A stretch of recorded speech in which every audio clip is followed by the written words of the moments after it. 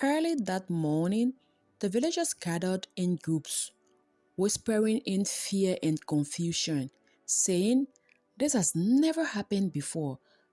A river doesn't just appear and vanish. Was it a warning from the spirits?" Some women held their children close, and some others stood quietly. But nobody suspected me, not even my mother.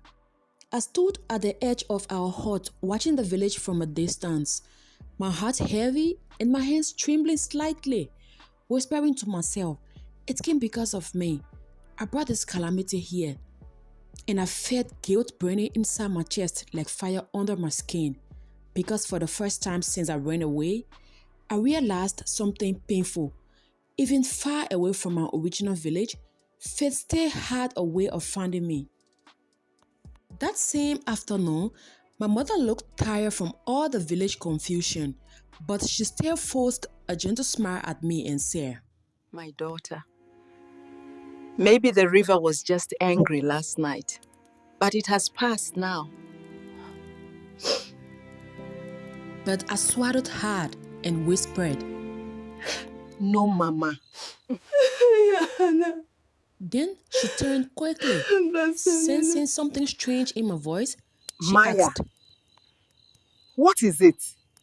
My eyes filled with tears as I said, I think I am the reason it happened. What did you say?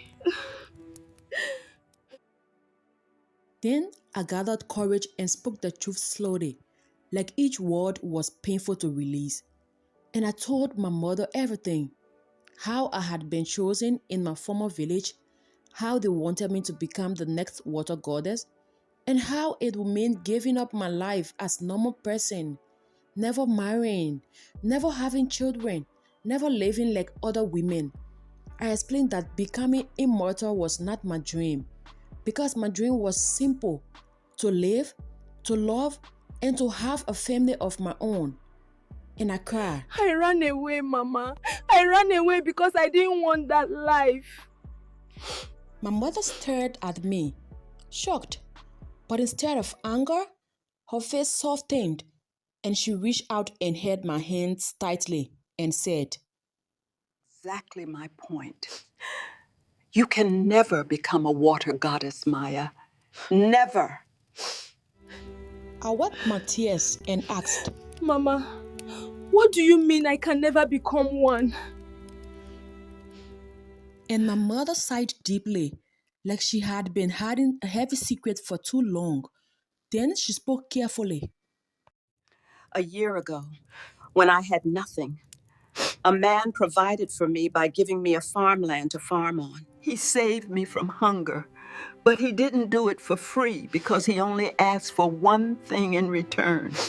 To marry my daughter. Marry me. I agreed because I had no choice, since that would save me from hunger.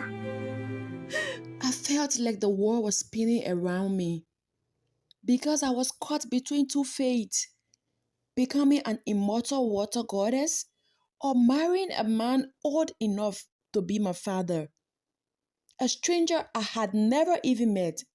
And my voice weak, I asked, But what if the water spirit follows me wherever I go? and my mother leaned closer and said, Don't worry, I have the solution. Before sunrise the next morning, my mother and I left quietly and traveled to a village far away where an old spiritual woman lived, known by all as a spiritual mother. The path was long, tall grasses pushed against our legs.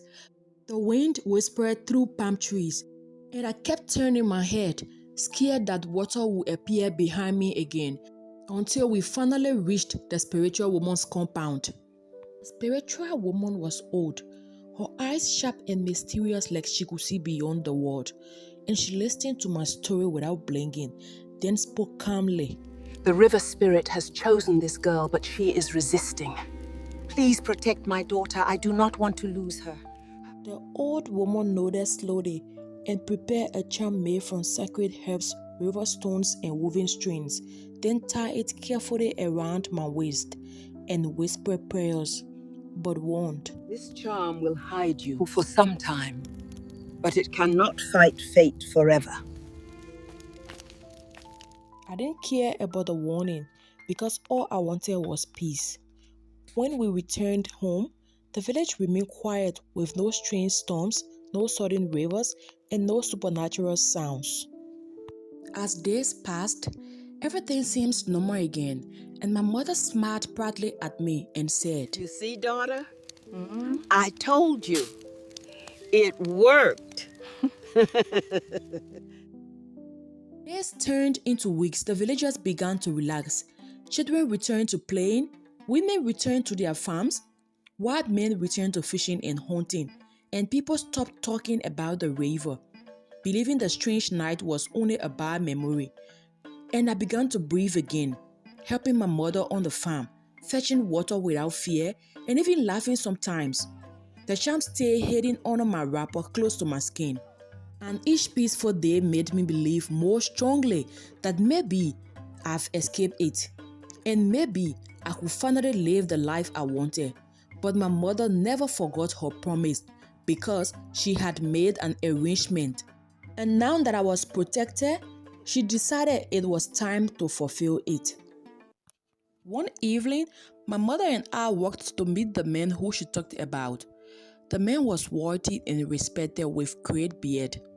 He had a calm voice, and his presence heavy like someone used to being obeyed. I stood behind my mother nervous, and my mother spoke boldly to the man and said, You helped me when I had nothing. Today I am ready to fulfill my promises. And the man smiled slowly. Then he asked, The girl is ready? And my heart sank, but I kept quiet as my mother nodded confidently and said, Yes, she is here. Good, then let us set the date. And just like that, the date was set. As we walked back home, the night air was quiet with no river, no storm, and no spirit, and the charm still rested under my wrapper protecting me.